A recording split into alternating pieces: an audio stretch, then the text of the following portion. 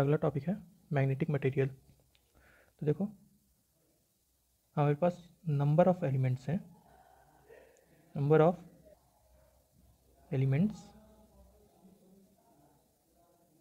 हमारे पास number of elements है जो मैग्नेट से अट्रैक्ट हो जाए, okay, which is attracted by magnet.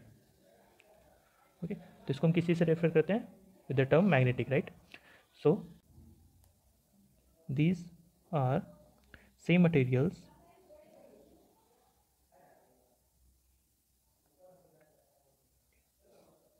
जिसको हम लोग मैग्नेटाइज करके परमानेंट मैग्नेट बनाते हैं, okay, that can be use to create permanent magnet. तो यहाँ पे हम लोग ऐसे ही मैग्नेटिक मटेरियल के बारे में देखते हैं। यहाँ पे जो मैग्नेटिक मटेरियल है उसको हम दो टर्म में कैरेक्टराइज करते हैं। इसको हम दो टर्म में कैरेक्टराइज करते हैं। सबसे पहले मैग्नेटिकली हार्ड मटेरियल और second magnetically soft material. Now सबसे पहला magnetically soft material. Magnetically soft material होता क्या है? वैसा मटेरियल जो आसानी से मैग्नेटाइज हो जाए, ओके, और उसमें जो भी मैग्नेटिज्म इंड्यूस्ड होगा वो टेम्प्रोरी होगा। So magnetically soft material are basically are easy to magnetise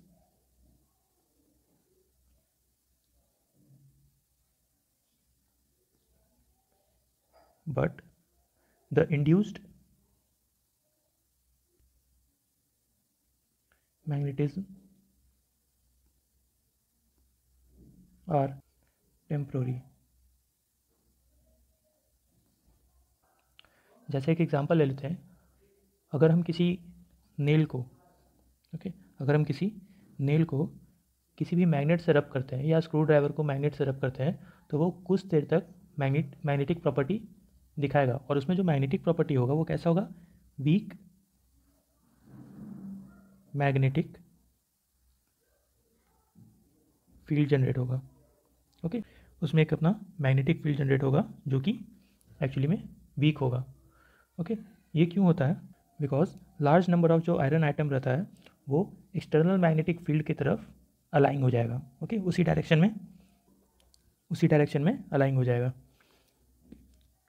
suppose करो अगर तुम्हारा मैग्नेटिक फील्ड का डायरेक्शन ये है तो इसके जो एटम्स हैं वो उसी फील्ड में अलाइन हो जाएंगे कुछ देर के लिए। फिर जैसे ही तुम मैग्नेटिक फील्ड हटा दोगे कुछ देर के बाद ये अपने ओरिजिनल पोजीशन में चले जाएंगे, ओके। ये जितने भी हैं ये सारे ओरिजिनल पोजीशन में चले जाएंगे, okay. So large number of their iron atom are temporarily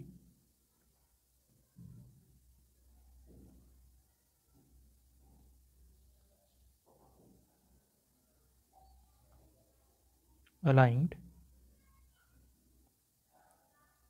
in the same direction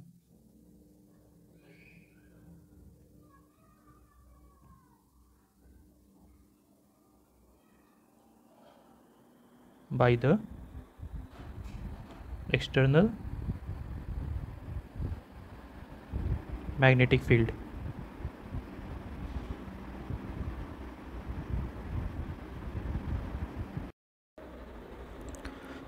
now next है magnetic hard material.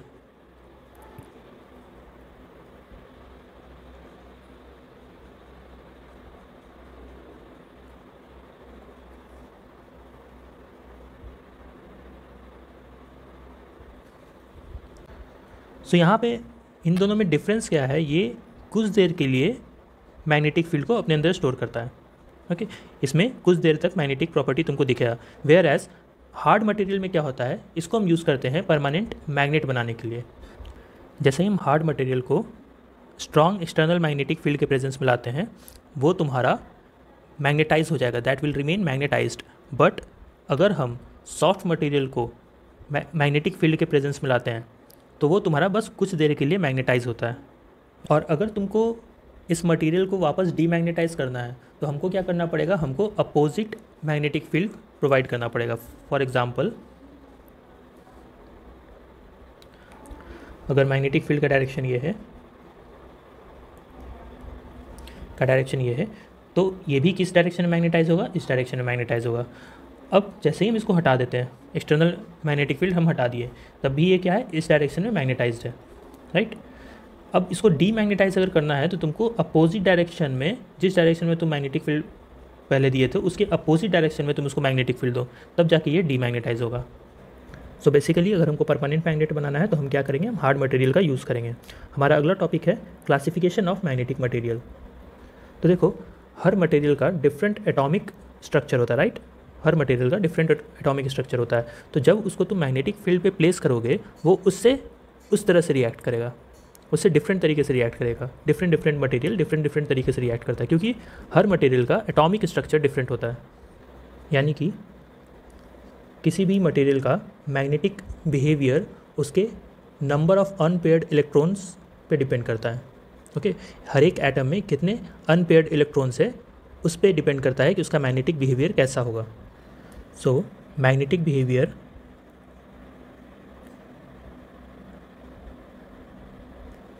is determined by number of unpaired electrons। तो देखो, बहुत सारे ऐसे एलिमेंट हैं जिसमें जो आउटर सरफेस है वहाँ पे जो तुम्हारा इलेक्ट्रॉन है वो पेयर्ड होता है, ओके। और पेयर होने की वजह से वो डिफरेंट डायरेक्शन में रोटेट करता है, एक दूसरे के डिफरेंट डायरेक्शन में रोटेट करता है। सपोज करो यहाँ पे एक इलेक्ट्रॉन है और यहाँ पे एक इलेक्ट्रॉन है, ये रोटेट कर रहा है, ओके, एक पर्टिकुलर ऑर्बिट पे रोटेट कर रहा है यहाँ पे। नाउ यहाँ पे जो इसका डायरेक्शन होगा, रोटेशन का डायरेक्शन होगा, वो इस डायरेक्शन में होगा और यहाँ पे इसका डायरेक्शन इस डायरेक्शन में होगा। मतलब कि अपोजिट डायरेक्शन में अगर वो रोटेट करता है तो वो अपने एक दूसरे के मैग्नेटिक फील्ड को क्या करेगा, कैंसिल आउट कर देगा, जिसकी वजह से कोई भी मैग्नेटिक फील्ड एग्जिस्ट नहीं करेगा, okay. So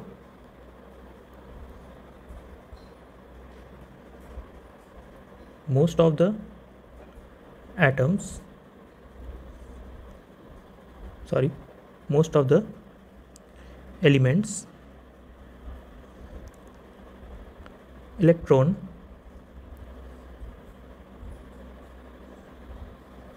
exist in pairs, okay, and each electron rotate in different direction,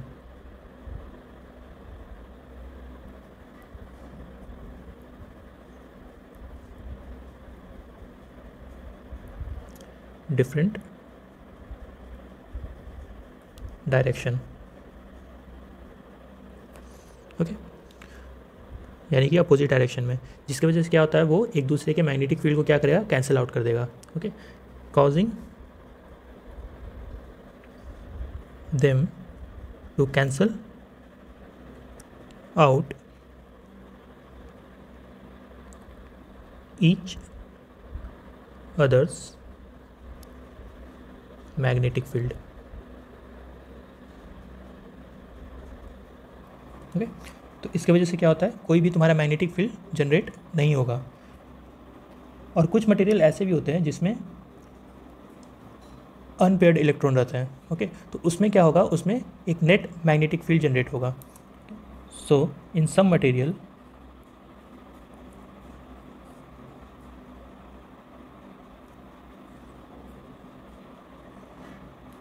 have unpaired electron which will generate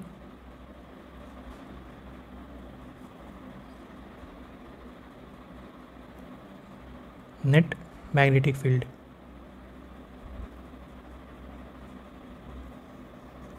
और इसके वजह से क्या होता है, ये जो भी एक्सटर्नल मैग्नेटिक फील्ड है उससे ज़्यादा रिएक्ट करेगा, जबकि ये तुम्हारा रिएक्ट नहीं करेगा, क्योंकि इसमें अनपेयर्ड इलेक्ट्रॉन नहीं है। इसमें सारे अगर अगर ऐसा एलिमेंट है जिसमें पेयर्ड इलेक्ट्रॉन है, तो वो क्या करेगा, एक दूसरे के मैग्नेटिक फील्ड को कैंसिल आउट कर देगा, और उसमें किसी भी तरह का मैग्नेटिक फील्ड जनरेट नहीं होगा।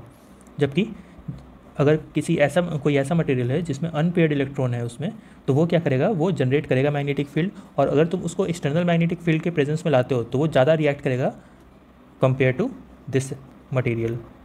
Now most of the material are classified into 3 types.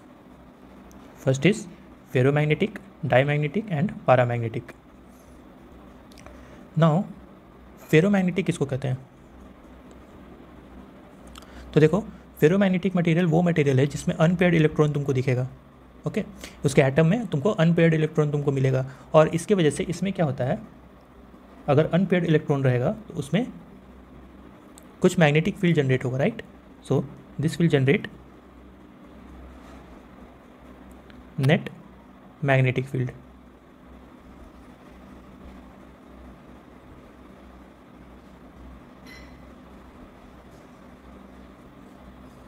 Okay, तो यहाँ पे जितने भी तुम्हारे अनपेयर्ड इलेक्ट्रॉन रहेंगे उनका कोई ना कोई मैग्नेटिक फील्ड का डायरेक्शन होगा।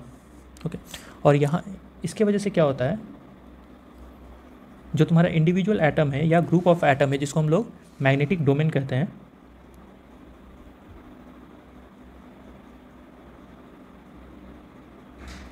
वो कैसा है, यहाँ पे रैंडमली अलाइंड है।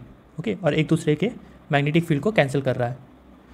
नाउ जब भी इसमें अगर हम कोई एक्सटर्नल मैग्नेटिक फील्ड अप्लाई करते हैं तो इसका जितना भी इंडिविजुअल डोमेन है ये सारा क्या हो जाएगा, उसी मैग्नेटिक फील्ड के डायरेक्शन में अलाइन हो जाएगा। सपोज करो अगर हम मैग्नेटिक फील्ड का डायरेक्शन इस तरह से दे रहे हैं, ओके, तो यहाँ पे जितना भी इंडिविजुअल डोमेन है ये सारा का सारा किस तरफ अलाइन हो जाएगा, अभी ये रैंडमली अलाइंड है, सारा का सारा इस डायरेक्शन में अलाइन हो जाएगा। ओके, और फिर जब हम एक्सटर्नल मैग्नेटिक फील्ड हटाएंगे तब भी ये जितने भी डोमेन है वो उसी डायरेक्शन में मैग्नेटिज्म को बरकरार रखेगा। इसको हम लोग कहते हैं, इस प्रॉपर्टी को हम लोग कहते हैं remnants. So when an external field is applied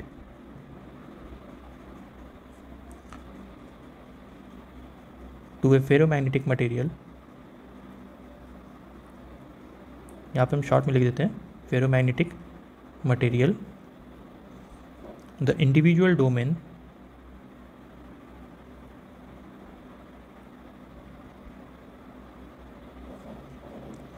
are forced to aligned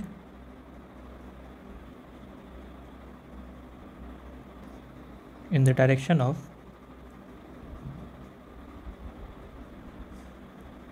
external magnetic field. External magnetic field, sorry ये EMF नहीं लिख सकते यहाँ पे, external magnetic field.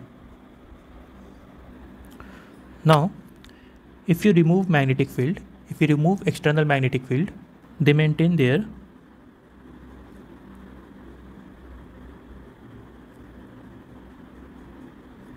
magnetism, और इसको हम लोग क्या कहते हैं, रेमिनेंस। ओके, इसके एग्जांपल्स क्या क्या हैं, अगर हम एग्जांपल्स की बात करें तो यहाँ पे इसके एग्जांपल्स क्या है, जैसे आयरन, निकल, कोबाल्ट। ओके, सो ये सब क्या है, फेरोमैग्नेटिक मटेरियल है। नेक्स्ट अगर हम डायामैग्नेटिक की बात करें,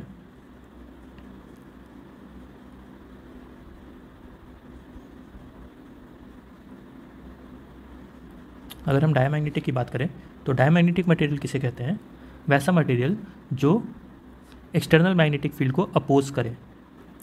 ऐसा क्यों होता है, क्योंकि देखो जो इसका मैग्नेटिक डोमेन है, जैसे ही तुम कोई मैग्नेटिक फील्ड दोगे इसका जो मैग्नेटिक डोमेन है वो रीअलाइन हो जाएगा एक्सटर्नल अप्लाइड मैग्नेटिक फील्ड को अपोज करने के लिए, और इसमें जितने भी तुम्हारे इलेक्ट्रॉन रहेंगे वो पेयर्ड हो, जितने भी तुम्हारे डायमैग्नेटिक मटेरियल में इलेक्ट्रॉन्स होते हैं वो पेयर्ड इलेक्ट्रॉन्स होते हैं, और वो किसी भी तरह का नेट मैग्नेटिक फील्ड जनरेट नहीं करते हैं। They will not generate net magnetic field.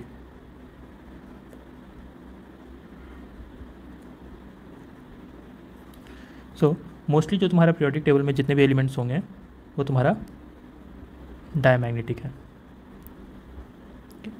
Now third is paramagnetic. वैसा मटेरियल जो स्लाइटली अट्रैक्ट होता है किसी भी मैग्नेटिक फील्ड से, उसको हम लोग पैरामैग्नेटिक कहते हैं। जैसे फेरोमैग्नेटिक में हम अगर एक्सटर्नल मैग्नेटिक फील्ड जैसे फेरोमैग्नेटिक मटेरियल में अगर हम एक्सटर्नल फील्ड हटा भी देते हैं तो वो मैग्नेटिक फील्ड को मेंटेन करके रखता है।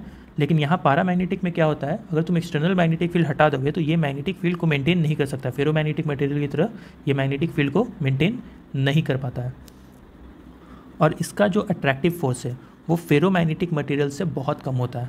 Okay, so this are generally considered as non magnetic.